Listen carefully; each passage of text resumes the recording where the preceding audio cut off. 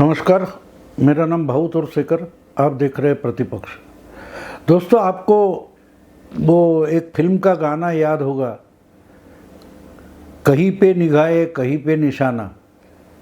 यानी हम देखते हैं जहाँ वही हमारा निशाना होता है, ऐसा माना गया है।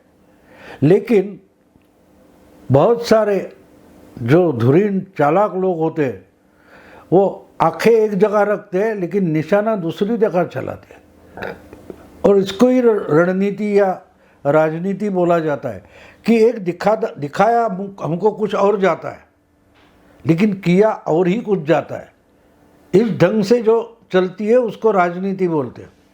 और इसलिए राहुल गांधी की जो कन्याकुमारी से कश्मीर तक पदयात्रा है, उसका राजनीतिक उद्देश्य क्या है, ध्येय क्या है, वो मैं समझने की कोशिश कर रहा हूँ। और जितना वो ढूंढने की कोशिश करता हूँ तो समझ में नहीं आता कि राहुल गांधी इस पदयात्रा से क्या हासिल करना चाहते। राहुल गांधी के साथ जो टीम है, उनकी आयोजन प्रयोजन वगैरह करने वाली टीम रहेगी, उसका प्लानिंग करने वाले होंगे, उनके दिमाग में क्या चल रहा है असल में, इसमें से क्या होगा। एक तो बात साफ है कि ये उन्होंने जो छुपाई नहीं है वो बात ये है कि बीजेपी जो देश भर फैल गई है और चुनाव एक के बाद एक जीतने वाली जो बीजेपी है, नरेंद्र मोदी के नेतृत्व में जो पार्टी चल रही है, उसको कहीं ना कहीं ब्रेक देना है, कहीं ना कहीं लगाम लगाना है। लेकिन कैसे लगाए, इसका जवाब राहुल गांधी को आज तक नहीं मिला है, ना कि उनके टीम को मिला है। शायद टीम को मिलता भी होगा जिसमें बहुत सारे चालाक होशियार लोग हैं, लेकिन उनको जो जवाब मिला है या उनके पास जो प्रोग्राम है वो राहुल गांधी को समझना भी तो चाहिए। तो राहुल गांधी उस ढंग से चलेंगे और उसमें कुछ ना कुछ तो फायदा हो जाएगा। बात ये मैं जितने मुझे समझ में ही नहीं आ रहा है कि इससे हासिल क्या होगा। कन्याकुमारी से निकलकर तमिलनाडु, आंध्र, केरला करते हुए महाराष्ट्र पहुंच गई जो पदयात्रा है, ये पदयात्रा से हासिल क्या हुआ इसका तो हमें अभी भी पता नहीं है, ना कि उससे हासिल क्या हुआ, कैसे भारत जोड़ा गया और पदयात्रा से भारत कैसे जोड़ा जाता है। कहीं कहीं के लोग स्पॉन्सर करके उठा के आप लाएंगे कि भाई पदयात्रा में पहुंच जाओ। मैंने एक वीडियो देखा मराठी में, उसमें दिखाया गया कि 10,000 से ज़्यादा लोगों की खाने पीने की, रात को सोने की, सुबह नाश्ते की, दोपहर के चाय की सुविधा रखी गई है। और इस ढंग से 25-30 किलोमीटर हर दिन ये यात्रा कश्मीर की ओर बढ़ रही है। अब इससे भारत कैसे जोड़ा जाएगा ये मेरी समझ में नहीं आ रहा है। ठीक है, जिस ढंग से कोई आर्टिस्ट होगा, कोई गरीब किसान होगा, या कोई गरीब दलित होगा, या किसी देहात का कोई मजदूर होगा, वो राहुल गांधी के पास आता है, उनसे गले मिलता है। कोई अभिनेत्री होगी, कोई बड़ा लेखक होगा, ऐसे कुछ लोगों से बातें राहुल गांधी करते हैं, शाम को मीटिंग करते हैं। लेकिन इससे भारत जोड़ा जाता है। भारत जोड़ो यात्रा, तो इससे भारत कैसे जोड़ा जाएगा। और भारत अगर जोड़ना है तो ये कांग्रेस पार्टी की नहीं, एक इंडिपेंडेंट जो पदयात्रा है ऐसा कहा गया है। उसमें बहुत सारे लोग अपने अपनी जगह पर जो विफल है, निराश है, वो आकर जुड़ रहे हैं, ये भी बात सच है। लेकिन अगर उन लोगों का जनमानस पर कोई प्रभाव ही नहीं होगा तो उससे मोदी या बीजेपी को हराया कैसे जा सकता है। अगर आप मानते हो, कांग्रेस मानती है, या इस पदयात्रा में जो शामिल हो रहे हैं या उसकी सराहना कर रहे हैं, अगर वो मानते हैं कि बीजेपी देश तोड़ रही है, भारत तोड़ रही है, तो उसको जोड़ने के लिए हर राज्य के, हर इलाके के, हर जात पात धर्म के लोग, हर भाषा के लोग उससे आके जुड़ने चाहिए। अब हम देखते हैं कि पूरा नॉर्थ इंडिया ऐसा है, राजस्थान से लेकर मानो बंगाल तक कांग्रेस का सुपड़ा साफ हो गया, कांग्रेस है ही नहीं। उत्तर प्रदेश ले लो, बिहार ले लो, बंगाल ले लो या पंजाब वगैरह जो कुछ राज्य है, तो वहाँ कांग्रेस ही नहीं है। तो राहुल के भारत जोड़ो का मतलब क्या होता है कि वहाँ पार्टी का एक ढांचा है जो 10-15 हज़ार लोग इकट्ठा कर सकते हैं, वो आपके साथ आएंगे चलेंगे, क्यों पार्टी का काम है, पार्टी का प्रोग्राम है, तो उससे कैसे जोड़ा जाएगा, ये समझ में नहीं आ रहा है। इसका मतलब साफ है कि इनको बीजेपी के खिलाफ, अगर एक पॉलिसी होती है पार्टी के कि बीजेपी के खिलाफ जो जो कोई है उसको राहुल के साथ जुड़ना चाहिए, राहुल के साथ जुड़ना चाहिए। डेमोक्रेसी खतरे में, जो कुछ उनकी स्लोगन है, डेमोक्रेसी खतरे में है, संविधान खतरे में है, देश टूट रहा है, जात धर्म के नाम पर लोग बांटे जा रहे हैं, इनको सबको इकट्ठा करना है। तो सबसे पहले जो समविचारी है, आपकी सोच जो है उससे जुड़ने वाले जो और दल है, संगठन है, संस्था है, उनको आपको साथ लेना चाहिए। पदयात्रा शुरू करने से पहले अगर ऐसे बहुत सारे पार्टियां, संगठन या एनजीओ हो गए, उनको अगर उनके साथ बैठकर अगर राहुल गांधी ने एक प्रोग्राम बनाया होता तो लोग ज़्यादा से ज़्यादा जुड़ जाते। हम अगर वोटिंग पैटर्न देखें तो बीजेपी के पास भी 37% वोट है और उनके दोस्त पार्टियां जो है उनके पास 7-8%, 47% वोट बीजेपी के एनडीए के पास है। तो 50% से ज़्यादा वोट जो पार्टियां लेती है या उनके जो समर्थक है उनको अगर जोड़ लेते हैं तो मोदी को या बीजेपी को हराना, उनके टक्कर देना आसान हो जाएगा। इसलिए काम करना, यही पदयात्रा होनी चाहिए। एक अन्ना हजारे ने जन लोकपाल आंदोलन किया था, उसी ढंग से अगर राहुल गांधी चलना चाहते हैं तो उससे कांग्रेस तो चलने वाली नहीं है, ना कि बीजेपी को हरा सकती है। जन लोकपाल आंदोलन से जितनी नाराजगी जनरेट हो गई उसका फायदा बीजेपी को मिला। उसी ढंग से महंगाई है, बेरोजगारी है, ये सब सवाल गलत नहीं है, सही है, लेकिन उस पर जो जो कोई लड़ना चाहता है उसको अगर राहुल गांधी साथ में ले ले तो ही ये लड़ाई आगे जा सकती है। सवाल इसमें यह है कि यही प्रयास शरद पवार जी ने किया है, अलग अलग पार्टियों की नेताओं की मीटिंग ले ली, ममता ने भी ये प्रयास किया, फिर तेलंगाना के मुख्यमंत्री चंद्रशेखर राव, उन्होंने भी प्रयास किया है, लेकिन कुछ हो नहीं पाया, क्योंकि जब बीजेपी के खिलाफ सब पार्टियां जो है उनको इकट्ठा करने की कोशिश पवार हो, ममता बनर्जी हो या चंद्रशेखर राव हो, इन्होंने की, तो उससे राहुल गांधी अलग रहे, ना उनके साथ गए थे। 2018 में जब ममता बनर्जी ने 19 के चुनाव में मोदी को चैलेंज करने के लिए कोलकाता में बड़ी मीटिंग की, तो उसमें राहुल गांधी क्यों नहीं गए? अगर राहुल गांधी आज शेगांव के मीटिंग में कांग्रेस और शिवसेना के नेताओं को आमंत्रित करते हैं तो उसी ढंग से उस वक्त 4 साल पहले ममता बनर्जी ने कांग्रेस को आमंत्रित किया था, सोनिया को, राहुल को आमंत्रित किया था, क्यों नहीं गए?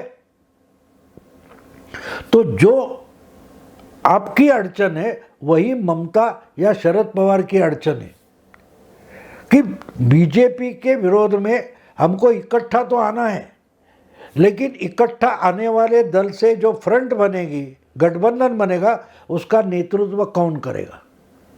अभी भी समाजवादी पार्टी हो अखिलेश यादव की, मायावती की बीएसपी हो, ममता की टीएमसी हो, इन पार्टियों का कोई भी प्रतिनिधि राहुल गांधी की पदयात्रा में शामिल होने के लिए नहीं आया। क्यों नहीं आया?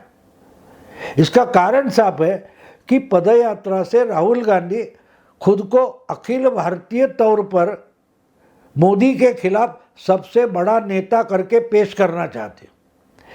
तो इसलिए जो पार्टी या जो संस्था संगठन पदयात्रा में शामिल होगा तो लोगों में एक सिग्नल जाता है कि भाई बीजेपी के खिलाफ जो लड़ाई होने वाली है उसका नेतृत्व राहुल गांधी करेंगे। और पदयात्रा में जो पार्टी दल शामिल हो गए, संगठन शामिल हो गए, उनको राहुल गांधी की लीडरशिप मंजूर है। और यही तो सबसे बड़ा प्रॉब्लम है, समस्या ये। ममता बनर्जी राहुल गांधी को अपना नेता नहीं मानती, शरद पवार राहुल गांधी को अपना नेता नहीं मानते, नीतीश कुमार ले लो या लालू के बेटे तेजस्वी यादव, ये भी तो दोनों मोदी के खिलाफ ही है, बीजेपी के खिलाफ है। लेकिन उनका कोई भी प्रतिनिधि या नेता उनकी पार्टी का, जेडीयू का हो या आरजेडी का हो, ये तो पदयात्रा में पहुंचा नहीं। तो क्यों पहुंचा नहीं? क्योंकि इनमें से कोई भी नहीं मानता कि राहुल गांधी मोदी के अगेंस्ट या बीजेपी के खिलाफ होने वाली लड़ाई का समर्थन नेतृत्व कर सकते हैं। नेतृत्व किसका है इस पर निर्भर नहीं है, तो नेतृत्व बड़ी ताकत से, सामर्थ्य से लड़ने वाला चाहिए। और राहुल गांधी पर लोग भरोसा नहीं करते, जो लोग विरोधी दल के हैं, जिनकी अपनी अपनी राज्य में कुछ पैठ है, ताकत है, बेस है। अब देखिए उत्तर प्रदेश में सबसे बड़ी 2 नंबर की पार्टी समाजवादी पार्टी, 3 नंबर की सबसे बड़ी पार्टी अगर कोई है जिसके पास कुछ 10-12% भी वोट है तो बीएसपी है। 20-22% वोट किसके पास है? अखिलेश के पास है। इनमें से कोई राहुल गांधी की पदयात्रा में नहीं आता। हम बिहार देखते हैं तो बिहार में नीतीश कुमार के कुछ 10-12% वोटर हो गए, आरजेडी के 20-22% हो गए। इनको भी पदयात्रा में शामिल होना ज़रूरी नहीं लगता। और क्यों नहीं लगता?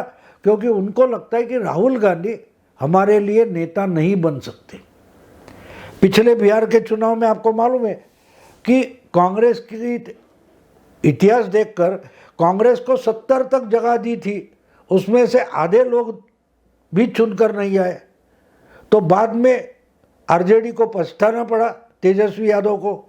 उन्होंने सोचा इनको 70 की जगह 40 ही देते और उसमें से 30 लड़ाते तो बीजेपी और नीतीश इकट्ठा होकर भी आरजेडी के फ्रंट गठबंधन बीजेपी नीतीश को हरा सकते थे, क्योंकि मामला बिल्कुल कम था, 8-10 सीट का मामला था। 30 में से आरजेडी वाले 12-15 सीटें जीत जाते तो बिहार का चुनाव अलग रिजल्ट दिखा सकता था। लेकिन हुआ नहीं। क्यों नहीं हुआ? क्योंकि राहुल गांधी ने उस चुनाव में भी इंटरेस्ट नहीं लिया था। जब चुनाव लड़ने का समय आता है तब राहुल गांधी भाग जाते हैं। बंगाल हो, महाराष्ट्र हो, अलग अलग विधानसभा चुनाव हमने देखे, वहाँ राहुल गांधी लड़ाई से भाग जाते। और इसलिए अब दूसरी बात तो है कि ममता के पास तो, ममता की बंगाल में बीजेपी डायरेक्ट अपोजिशन है और कांग्रेस भी ममता के साथ नहीं है। ममता इनको स्पेस ही नहीं देना चाहती। अगर दिल्ली की राजनीति में ममता कांग्रेस के साथ चली जाए तो जो हर्ष सीपीएम का और लेफ्ट फ्रंट का बंगाल में हुआ वही ममता का होगा। इसलिए ममता को पब्लिकली राहुल गांधी या कांग्रेस के साथ जाना नहीं है। चुनाव होने के बाद हम किसी के भी साथ जा सकते हैं, किसी को भी सपोर्ट कर सकते हैं, लेकिन चुनाव के पहले नहीं। क्योंकि चुनाव के पहले अगर हम इकट्ठा हो जाते हैं तो हम में से कुछ स्पेस और कुछ सीटें राहुल गांधी या कांग्रेस को देनी पड़ेगी और ये ममता को मंजूर नहीं।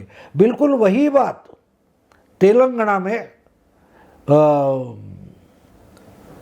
चंद्रशेखर राव की है। उनको कांग्रेस को स्पेस देना नहीं। आज भी बीजेपी ताकतवर पार्टी बनी है, लेकिन कांग्रेस पूरी तरह ख़त्म नहीं हुई है।